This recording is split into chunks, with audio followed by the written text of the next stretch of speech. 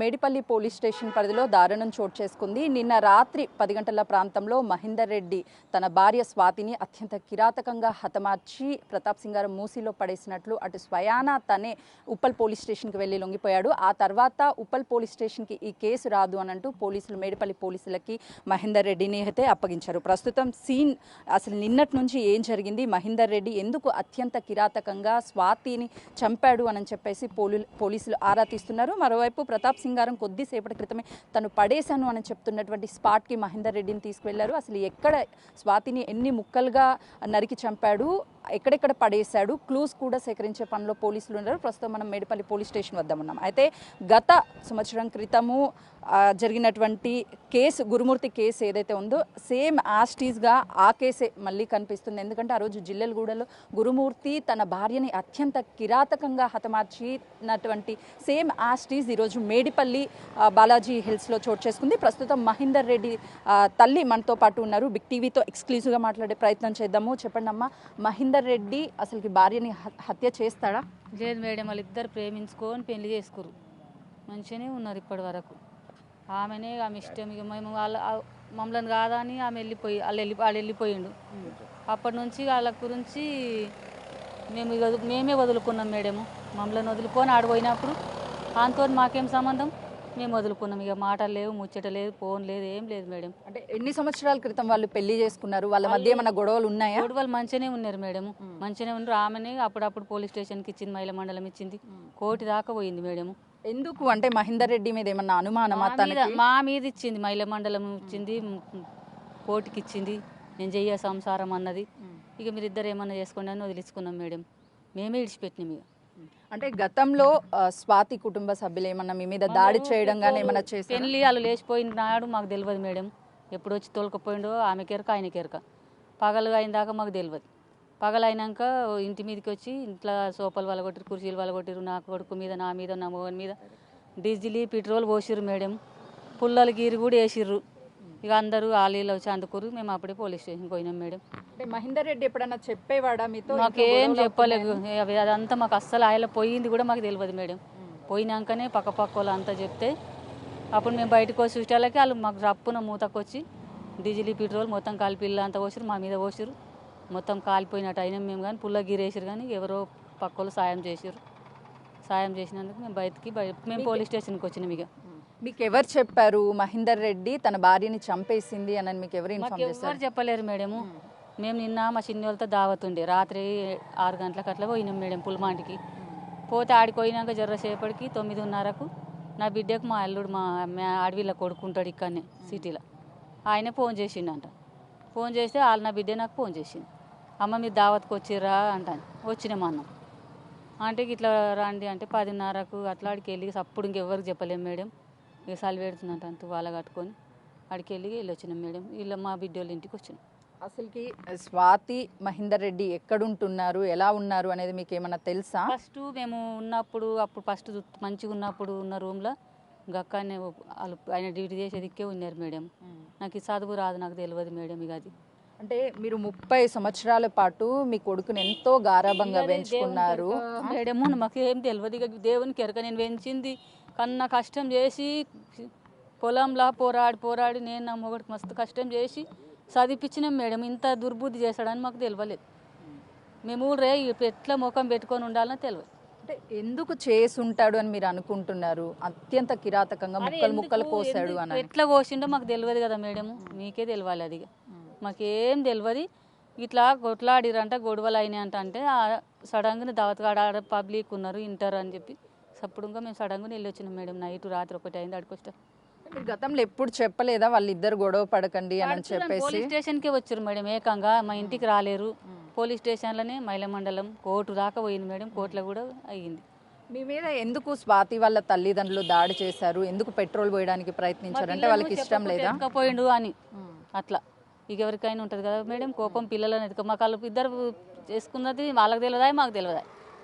ఇప్పుడు మరి స్వాతి తల్లిదండ్రులకి ఏం చెప్తారు? నా బిడ్డ ఎక్కడ ఏం చెప్పాలంటే ఆయనకే ఎరక మేడము, మాకు తెలియదు. మేము ఆయనతో మాట్లాడక సంవత్సరం అవుతుంది మేడం. కొద్ది మమ్మల్ని ఇడిచిండు, వాళ్ళని పట్టుకున్నాడు. వాళ్ళ తల్లిదండ్రులు కూడా రూమ్ కాడికి పోయిరంట, బుద్ధి చెప్పి వచ్చిరంట.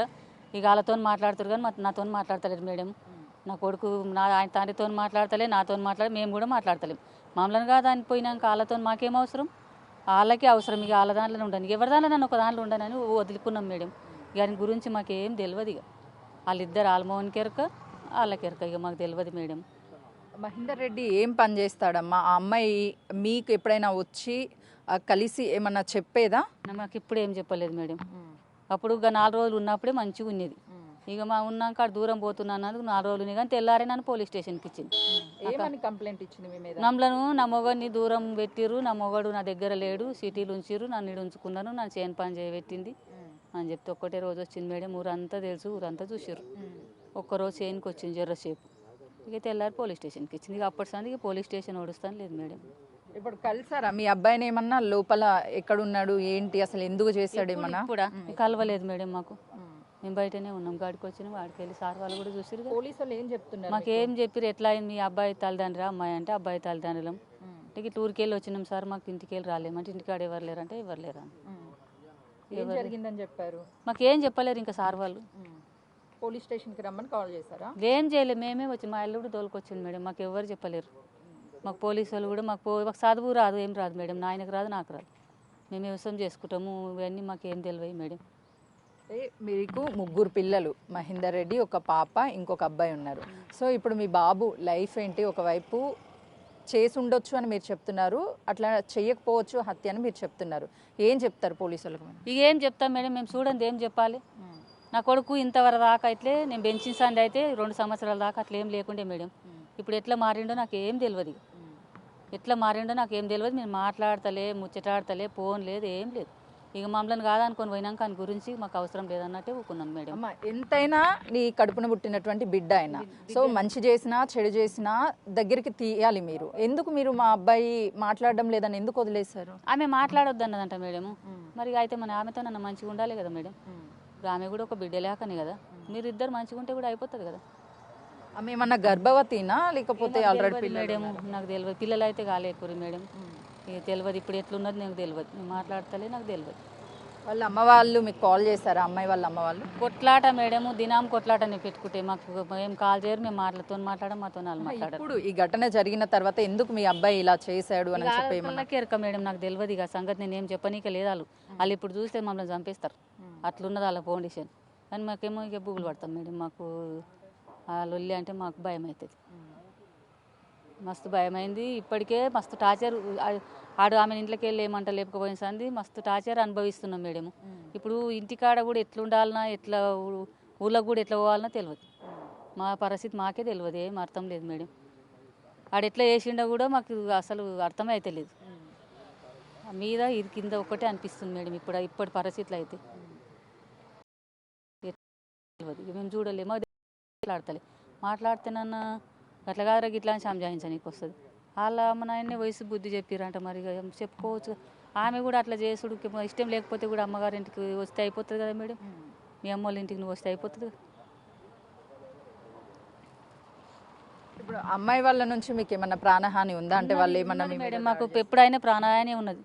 ఆమెను లేపుకుపోయిన నాడు సందే ప్రాణభయమే ఉన్నది మేడం. పెట్రోలే పోసి రేఖాంగ ఇంట్లో తెచ్చి ఇంట్లో అన్ని వలగొట్టిరు. 3 మీద పెట్రోల్ పోస్తేనే పక్కకు వాళ్ళు వచ్చి దొబ్బుకోపోయారు. దూరం దొబ్బుకోపోయారు మేడం. అప్పుడే ఆయలట్ సంది ఉన్నది, ప్రాణభయమే ఉన్నది. ఎప్పుడైనా మేము చచ్చిపోయిన దాకా ఉన్నది. వాళ్ళు ఎప్పుడు మమ్మల్ని చంపేది కూడా తెలియదు మేడం. చిన్నప్పటి నుంచి మహేందర్ మైండ్ సెట్ ఎట్లా ఉండేది? మంచోడు మేడము, మంచోడు ఉండే మేడము. నాకు వాడు నా కడుపులో పుట్టేది ఉండే, రాజు కడుపులో పుట్టేది ఉండే. కానీ ఆయన తెలివి ఎక్కడ తెల్లారిపోయిందో తెలియదు, దేవునికి ఎరక మేడం.